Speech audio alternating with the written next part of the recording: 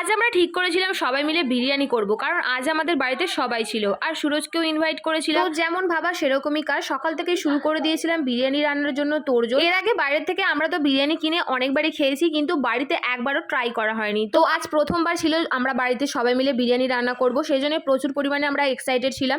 বিরিয়ানিটা কি হবে বুঝতে পারছিলাম না, আদৌ আমরা খেতে পারবো কি জানি না। সবকিছু জোগাড় করে আমি তো বসে গিয়েছিলাম বিরিয়ানিটা রান্না করতে। অনেক পরে সুরজ চলে এসেছিল, বাদ বাকি রান্নাটা ওই কমপ্লিট করেছিল। ও আর একবার বিরিয়ানি রান্না করেছিল, তখন বিরিয়ানিটা অনেকটাই পুড়ে গিয়েছিল।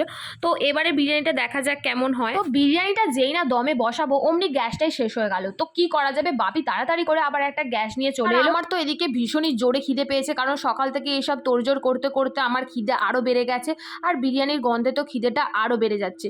তো যাই হোক, তারপর শেষমেশ বিরিয়ানিটা হলো, আর দেখতেই পাচ্ছ বিরিয়ানিটা কিন্তু ভীষণই ভালো দেখতেও হয়েছিল, আর খেতে তো জাস্ট অসাম হয়েছিল। তো আজকের মতো ভিডিওটা এই পর্যন্তই, দেখা হবে নেক্সট শর্টে। Tata bye.